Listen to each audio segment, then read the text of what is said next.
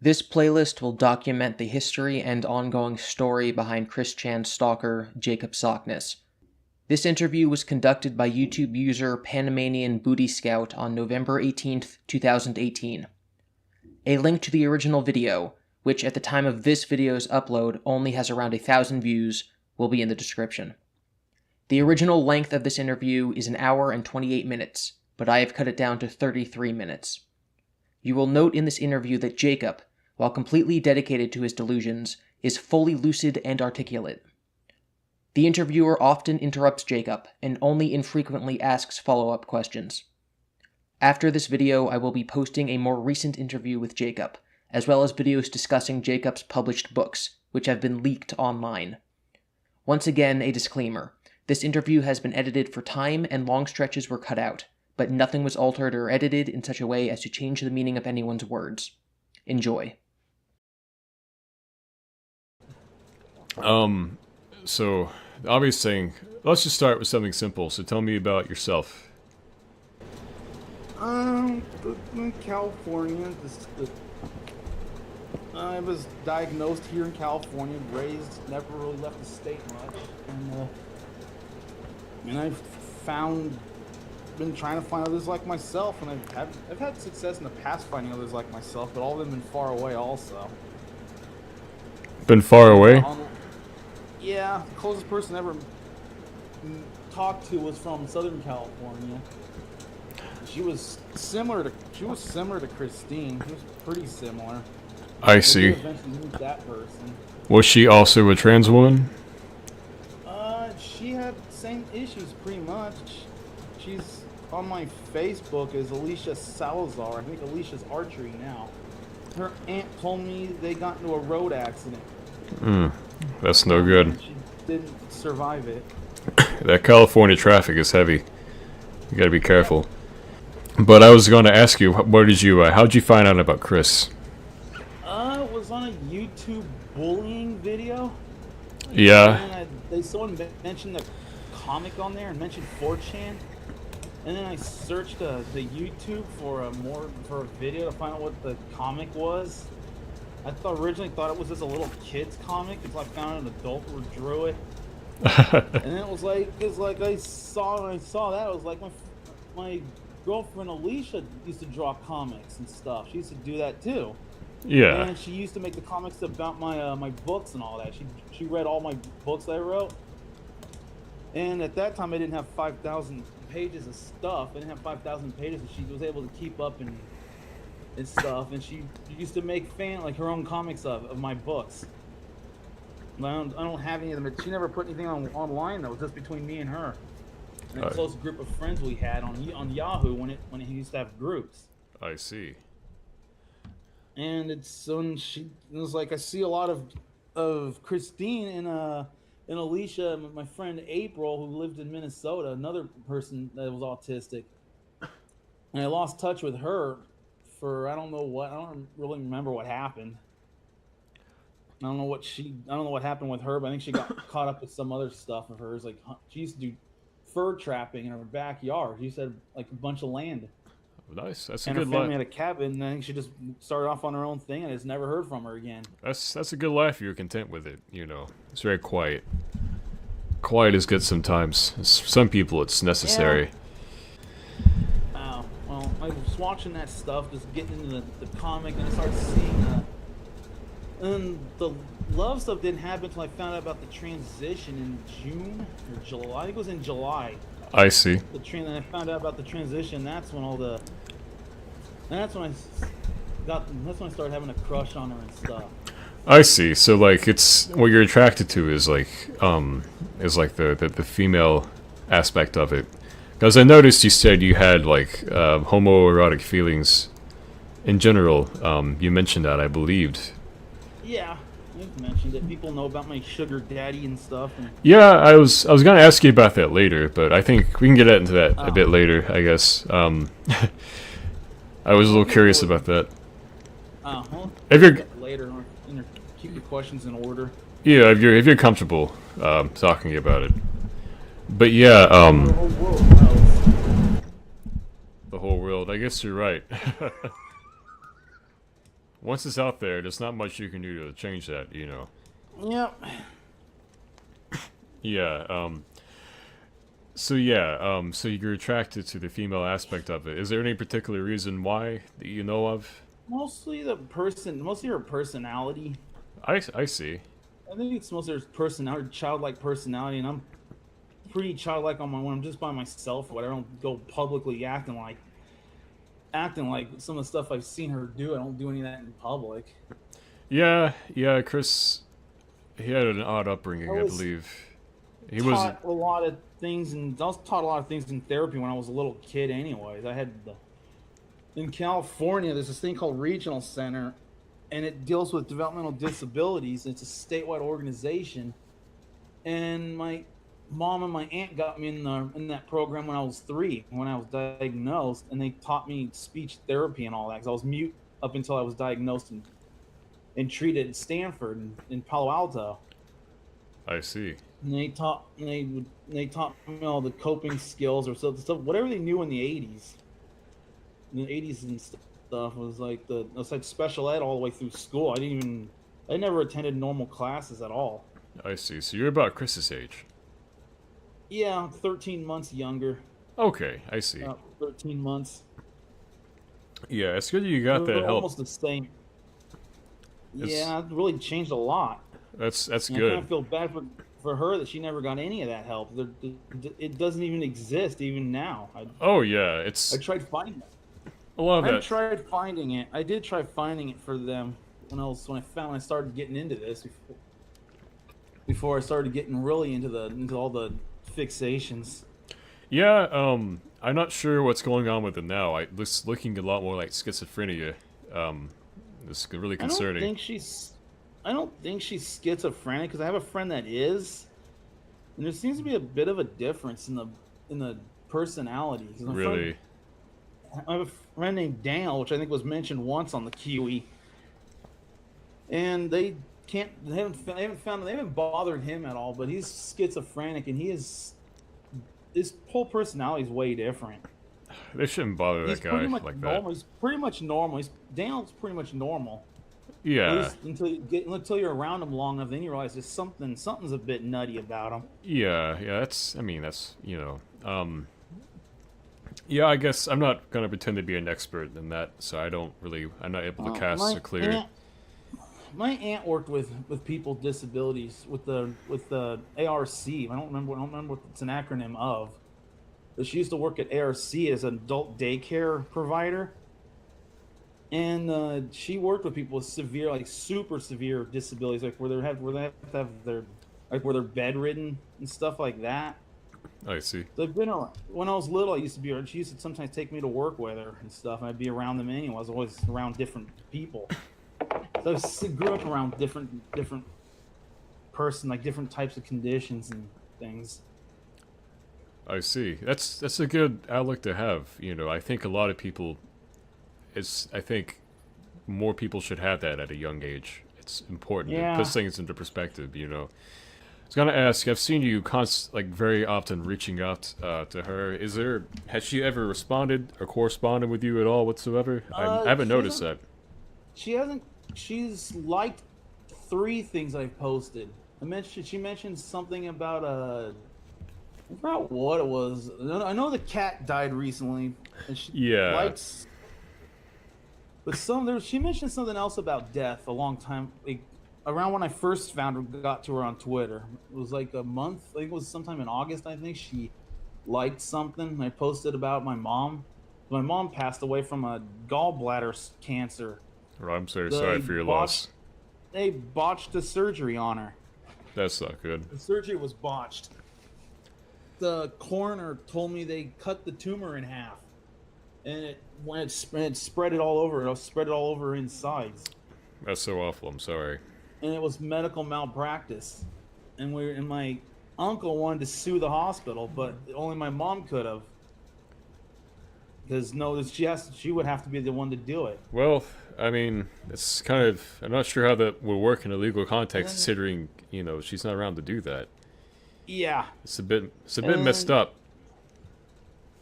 And I think the other two things she liked had to do with that dimension thing. I don't Dimension remember thing. exactly what it was. That dimension shift she talks about on Twitter. Yeah, that's next on my list of questions I got for you. Oh. I was gonna ask you about the dimension shifts and your rituals. You know, I was gonna ask you, you know, how serious are you about it, and you know, what's your experiences with it? Because they look at these pictures you post, these very like Lovecraftian images of floating particles. Of the entities and like all the faces and all the figures and stuff in my house. Yeah, I was curious about that.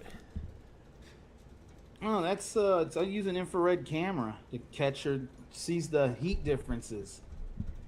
I have an infrared camera that I take them with. And I can catches things you can't see with your eyes. I was told from ghost hunting. I was told from some ghost hunters a long time ago, get an infrared camera. You'll get better ghost pictures instead of just getting images in the mirrors. My oldest images, I was getting faces in fire or whatever. And then someone told me you should get an infrared camera and try it. I was telling them I could feel the temperature changes go through my house. And I was like, get it. And people told me get an infrared, and you'll see what it looks like. You'll see what it is. That's interesting. And then it's like it's heat. It's like a heat, right? Or like a really hot area moving through the room. And you don't think it could just be like a draft or?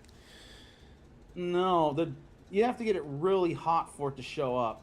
I see. Infrared. It's not a very advanced one. It's not gonna pick up body temperatures.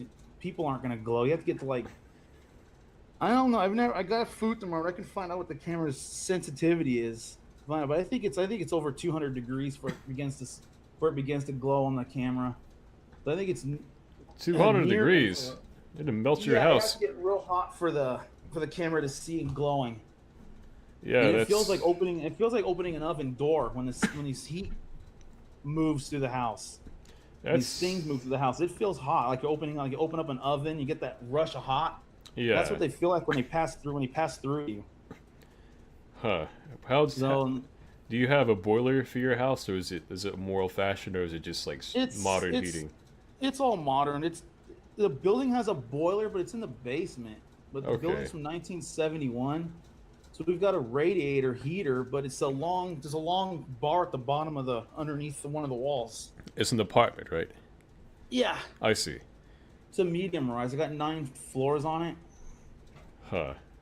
Yeah. That's interesting. I meant to ask about that. You know, I'm not knocking it. You know, I don't personally. My beliefs don't line up with that entirely. And I'm not saying it can't exist. It surely could. You know, I haven't seen everything. I haven't experienced everything.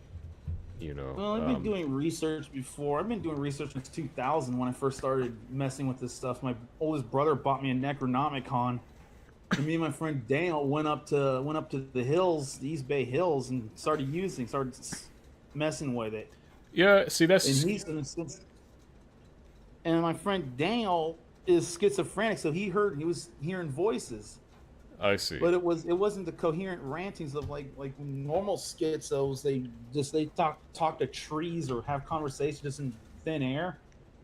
But he said the voices are actually telling him things he didn't know, and we'd research it and find out what was being told was true, and it was like, there's definitely we should probably go learn about what's going on. I see. And then we started getting into spirit stuff. I can understand the allure of that. You know, it's just I see you do this quite regularly. I noticed. You said you have a witching hour. Like, we're kind of close to it right now. What time do you usually start your ghost activities? In the wintertime, about 9. About 9, okay. Yeah, but in the summer, the sun don't go down till like 10. The 9 it just only gets dark at around 9:30, and I'll start a little bit later on the summer months. I got you. Okay, I just wait till dark. I don't want to wake up the neighbors or anything. And the building's concrete, so I don't hear anything from them. I see. I don't hear their TVs. Yeah, I don't care about the quiet at night because there's no noise. But Yeah. I was going to ask you for your opinion on Christine, her assistance, so she can speak with characters from Sonichu, that they exist.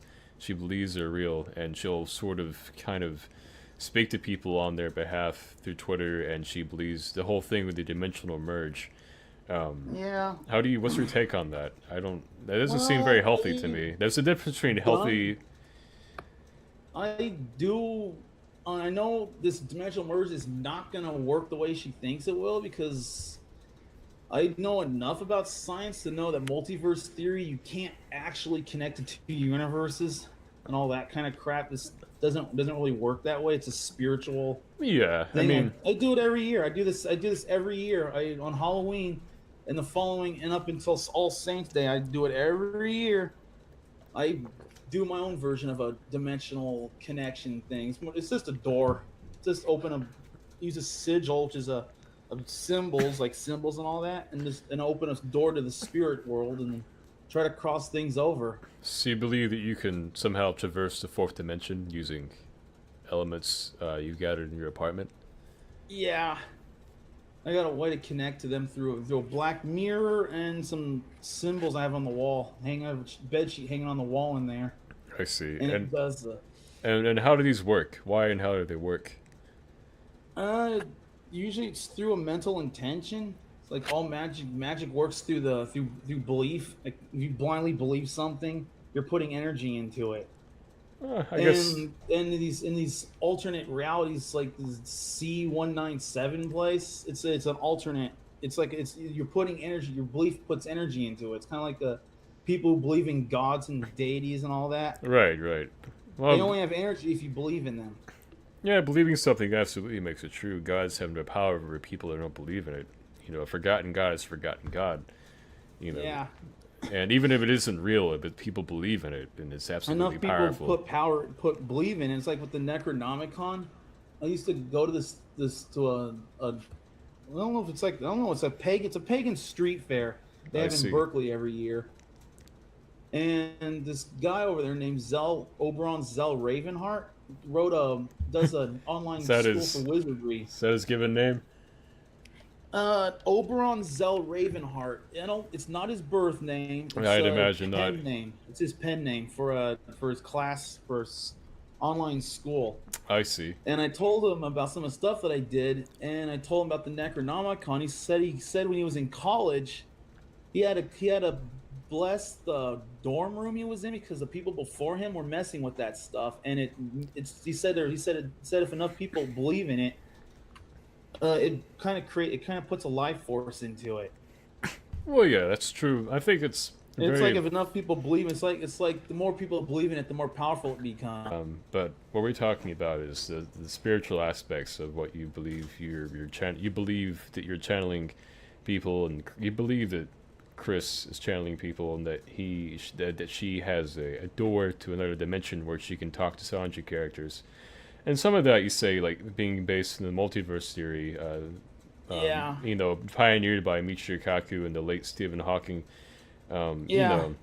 Like has some fairly, decent grounding behind it, but you can understand why some people believe that Chris needs to see someone, he needs to talk to someone, a professional about Yeah, because about someone's these. manipulating her. I could just tell by the way the tweets when she's tweeting, it shifts. I know someone's giving her information somewhere. I don't know. Someone's giving her the behavior just shows that someone's giving her information. Possibly Someone's it's manipulating because it seems like it. possibly she seems to believe that the different Sonichu characters are talking to people through her. Like she'll make a tweet out about, say, this is Magic Chan saying Magic this. Channel tweet on her behalf, or will tweet through her or talk through her. And that's you can understand why that's concerning to a lot of people, right? Yeah. From like a medical, mental health, lens, why that would be concerning to people. I was just asking what your take on that is, because you seem a little more liberal, a little more loose with the idea of spirituality and the paranormal, and that's fine, really. To some extent. My mom's side of the family's Mexican, and they believe in the Day of the Dead.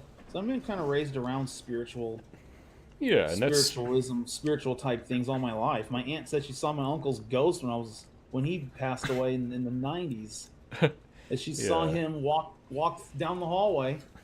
yeah, that's That was before I lived there, and then of course, and then when my aunt found out what I was messing with, the darker stuff, she didn't let me do any of it in the house because she felt weird, felt weird around the garage when I was living in the garage yeah. I over can. there. She felt weird around it, and she didn't know what I was doing. But when she finally found out what was going on, she told me to take it to the park. She The didn't want it in park. her. She didn't want it in the house at all. But anyways, your sugar daddy. He I meant to ask you about that. What's the story Yeah. with that? What's the Which one? yeah, what's the story behind all that? Oh, I met him at one of the bars in the Castro. He had retired from. He retired for about a month when I met him. He just retired, and I don't. He remembers the night I met him more than I do, but he says I just came up to him and asked. I don't remember what he said about what I asked him, but I started talking to him or something, right? Like just walked up to him like I knew him or something, and started talking to him. And then I think he made the move of asking me to go home with him, and I surprisingly did. I've never done that before, but for some reason I did, and then that's just kind of word, we just kind of stuck together after that. I see. I was there for I think I stayed at his house. I think it was 2 nights. I was over there. Wow. So I think I went for 2 nights. he wanted some company. Yeah, he wanted some company, and I was looking for some company. Maybe he was a bit lonely. So you still see him? Yeah, I still see him. That was 2011, so it's Wow. 7 years now. I see. I saw some pictures of him on your Twitter while I was just kind of scrolling through. You look like a bit of an older man. Yeah, he's turned 74 this year. Wow. Okay. Wow. Sorry, that wasn't may have seemed kind of rude. Big age difference. That's fine. You know, the heart wants what it wants. You know, I'm not gonna knock Yeah. you for it. It's your decision. You're an adult. But yeah. So where's the? So I guess there's a feelings. You know, there's an attraction, a romance towards him that you feel. Yeah. Is it similar to the one with Christine? Totally. It's like I think it's completely different. I see. Sugar Is Daddy's more like parental. I see. I don't know. I don't even know how to describe it. It started out more just companionship, and then it turned into more like romantic later on. I see. The Christine one's more of just trying to be trying to just be buddies at first, and then I don't know what about the Tom girl thing totally made my heart flutter. I actually don't even really know exactly how to describe that. It's just it's a combination of a lot of things that kind of led to the Chris obsession. Well, I guess if you're bisexual, it'd be the best of both worlds. And she would be the best of both, though. Yeah, how's your sugar daddy feel about you pursuing Christine? Is yippee, bring her out. Is yippee, bring her out. Jesus. Another one. What a fucking stallion at 74. I mean, I gotta have a little bit of respect.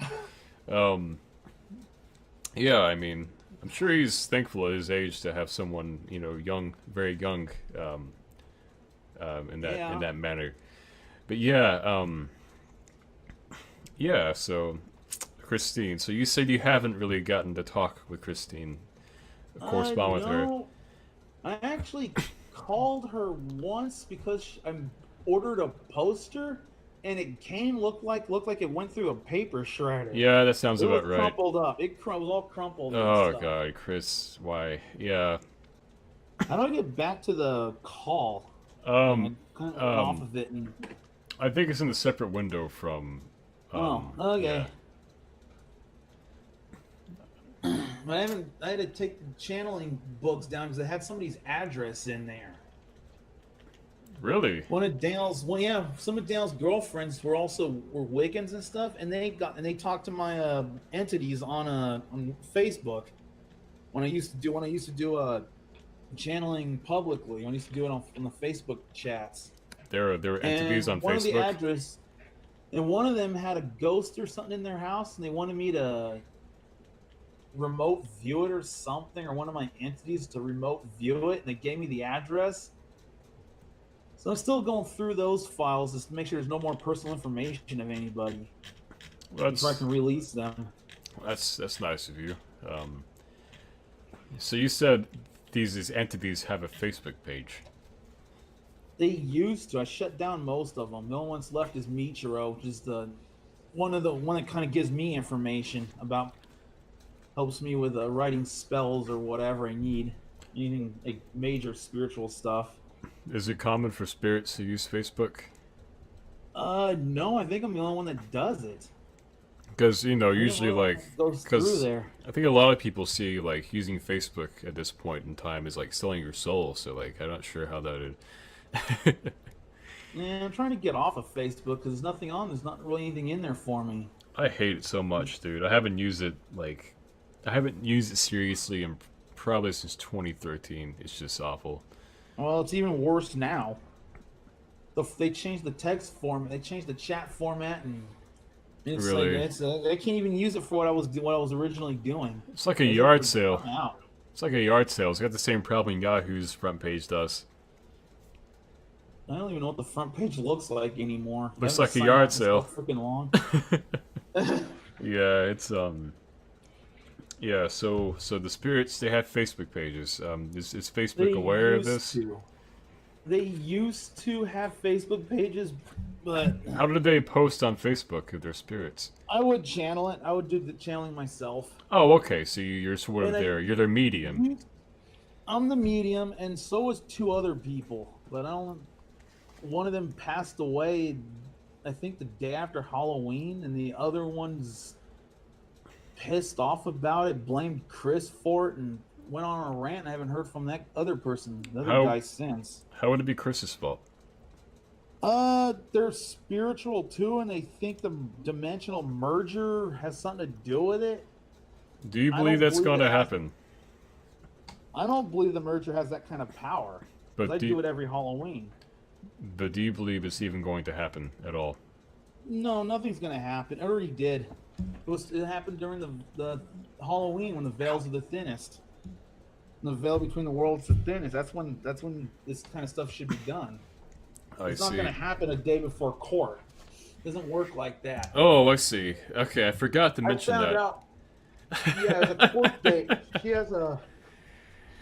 She has a court date on the 19th, and she says, "Oh, it's going to happen the 12th. I'm going to get 10 times my income." Oh yeah, jeez, Chris. If that was possible, I would have like millions of dollars right now because I do it every year and have since 2000. That's 18 mergers that I've done. You see, this is something Chris has been living in his fantasy world for so long, for like since 2006. Yeah, it's way too long. And it's been under attack in his mind because for him, like, there's no difference between reality and Sonichu's sort of universe. So when people attack, like when people berate Sonichu or they criticize it, you know, it's like Chris sees it as an actual attack on Quickville, what he's worked for, his family. So this is something Chris needs to be true. Chris needs his income to be 10 times as much as it currently is because he needs his life not to fall apart because his mother's on her way out. And yeah, she's skin and bones last time I saw her in a video. She's nothing but skin and bones. The only way I can see Chris like surviving after her death is if he becomes a ward of the state, and even then his health and his living conditions, I don't imagine that he has very much longer. I don't think he would last very long in a group home. He's not capable. Autistic? He was... Sorry, even if he was capable, even I won't go to a group home. Yeah, autism is, you kind of want to be on. You need your own space. Yeah, you actually do need your own space. You go crazy. You actually go crazy. Yeah, see, this might sound a bit patronizing. I mean nothing of that sort, but I just want to say that you know, given if you think you'd have a an issue, you see, you're very well put together. A lot more than I thought you'd be tonight, given some of the content I've seen. Yeah, you put out. You're very well put together. Very, it's really been a pleasure talking with you. But like Christine, I don't believe she could even. She cannot deal with people. She wasn't taught to. In fact, No, she she was wasn't taught. exposed to anything. She didn't go through She didn't go through any of the social programs or the training. The, In, Even she didn't know coping, no nothing. She in wasn't fact, given any of that. in fact, she was taught that outsiders, people she doesn't know, are evil and they want to use her at a young age. Is what she was taught by her parents. So I don't know what she's going to do. I have And no I was idea. hoping to become friends with her and become friends with her and possibly be an actual friend, but I don't think it's gonna happen now. She's too paranoid now. I was She barely even wondering. responds to anybody. I was wondering if you realized that, if you just thought that maybe you should keep pushing. Because some people, especially on the internet where there's a lot of communication miss, people Yeah, tend to obsess and think, if I keep pushing, maybe this person will actually pay attention to me, which really, in I'm reality, actually that's my current plan. Is just to keep pushing, pushing, and pushing. Eventually, she's gonna realize there's something. I'm not gonna go. I'm not going away, no matter what well, you any of these gotta, people say. I'm always gonna defend her, drunk or not drunk. I defend her. I don't think I've ever berated her at all. yeah, so, anything you want to add about yourself? You want to get out there? This is your time to shine, my friend. I don't really have anything to add. Nothing to I add? didn't really think of anything I wanted to say because I wasn't sure what was gonna happen. But I'm pretty Yeah. sure you're gonna think of more stuff, and you'll be back. Yeah, I don't know if I'll ever do a follow-up. If I do, it won't be, super soon, just for the sake of getting it out there, let people see it, letting it marinate for Yeah. a bit. But I've enjoyed our talk. I hope this doesn't sound disrespectful. I like to treat everyone as equals. That's just how things should be, really. I didn't come in here with, I had a bit of an idea. I'm going to say that based on what I saw on your Twitter and the things you did with the stuffed doll and the channeling, like you're a lot more, you're very level-headed, very, very well put together, like more than I thought you would be. I kind of thought this would go really badly. You thought you'd be interviewing Chris 2.0, didn't you? Maybe not Chris 2.0. I But didn't we're think gonna you're quite compare that to Chris bad. 2.0. I didn't think you're quite that bad. You weren't begging for money and yelling at people over the internet and, assuming false identities. Um, but yeah, anyways, just want to say it's been a pleasure talking with you. You're very, very good time talking with you. I appreciate you letting me reach out and ask you some questions. A lot of people have been curious about you on the subreddit, Kiwi Farms, etc. Maybe this will, because the thing about the Kiwi Farms and people on the internet who like obsess over these like lol cows or whatever. You're not saying that you are really. I mean, think about it. There's like, there's a dehumanization process involved, and I think kind of giving you a voice and having you speak just normally with me about this stuff really helps help people realize that you're just a person behind a computer, just like them, and maybe you may be a bit eccentric. You may have some things about you that are a little odd or hard to understand or explain, but you're just some guy, some Joe, and there's nothing wrong with that. So hopefully that does something for you too. Yeah. Yeah. I'm glad finally people get their answers. Yeah. From someone who's going to put the information where people are going to see it and know that it's real instead of just me ranting or whatever when I'm drunk or whatever the hell I do. Just thought I'd ask okay. Anyways, it's been a pleasure talking to you. I'm gonna get some sleep. I hope your endeavors with your ghost hunting and your seeing your friend across the state goes well. So it's been nice talking to you. Have a good night. You too. Thank you. Okay, bye.